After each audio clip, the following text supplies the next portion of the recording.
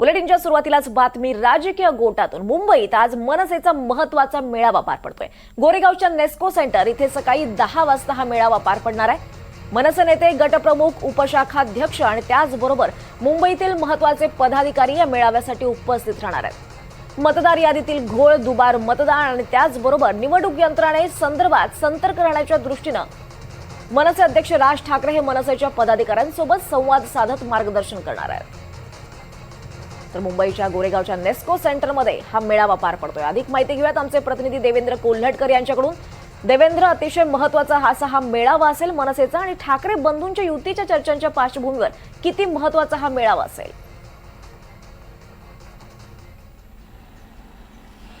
दीपाली, अगदी खरं, आगामी महानगरपालिका निवडणुकांच्या पार्श्वभूमीवर मनसेचा हा सगळा महत्त्वाचा मेळावा जो आहे तो मुंबईतल्या गोरेगाव नेस्को इथे पार पडतोय। साधारण सकाळी 10 वाजता या सगळ्या मेळाव्याला सुरुवात होईल। मुंबईतील जे मनसेचे महत्त्वाचे पदाधिकारी आहेत ते या मेळाव्यामध्ये उपस्थित राहणार आहेत आणि राज ठाकरे या सगळ्या पदाधिकाऱ्यांना मार्गदर्शन करणार आहेत। प्रामुख्याने नेस्को इथली या सगळ्या मेळाव्याची तयारी पूर्ण झालेली आहे। आपल्याला माहिती आहे की अगदी 2 ते 3 दिवसापूर्वीच राज ठाकरे जे आहेत ते विरोधी पक्षांसोबत मुख्य निवडणूक आयुक्तांच्या भेटीला गेले होते आणि प्रामुख्याने तिथला मुद्दा असा होता की निवडणुका ज्या आहेत त्या पारदर्शक पद्धतीने पार पडल्या जाव्यात। निवडणुकांमध्ये जे घोळ सुरू आहेत, खास करून मतदार यादी असतील किंवा दुबार मतदार असतील, या सगळ्याच्या अनुषंगे विविध आक्षेप जे आहेत ते राज ठाकरेंकडून निवडणूक आयुक्तांसमोर उपस्थित करण्यात आले होते। त्यामुळे मुंबई महानगरपालिकेच्या दृष्टीने या सगळ्या संदर्भात त्यांच्या पदाधिकाऱ्यांना मार्गदर्शन आणि सूचना करण्यासाठी, शिवाय आगामी निवडणुकांच्या पार्श्वभूमीवर पदाधिकाऱ्यांनी कशा पद्धतीने सतर्क राहावं या दृष्टीने मार्गदर्शन जे आहे ते राज ठाकरे करणार आहेत आणि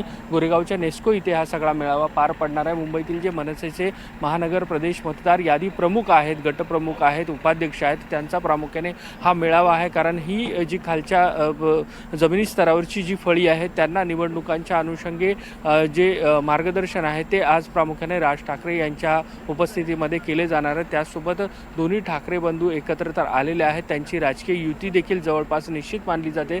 त्यामुळे काही सूचक जे वक्तव्य आहेत ते राज ठाकरे आजच्या या मेळाव्याच्या पार्श्वभूमीवर त्यांच्या कार्यकर्त्यांना, पदाधिकाऱ्यांना करतात आहे का हे पाहणं देखील महत्त्वाचं असेल। पण प्रामुख्याने आगामी निवडणुकांच्या पार्श्वभूमीवर निवडणूक यंत्रणेसंदर्भातील मार्गदर्शन करण्यासाठी राज ठाकरेंनी आजचा हा मनसेचा मेळावा जो आहे तो आयोजित केलेला आहे। दीपाली, निश्चितच देवेंद्र, त्यामुळे या मेळाव्यावर आपलं सुद्धा लक्ष असेल, त्याचे अपडेट्स तुमच्याकडनं घेत राहू। तुर्तास धन्यवाद देवेंद्र या सविस्तर माहितीसाठी।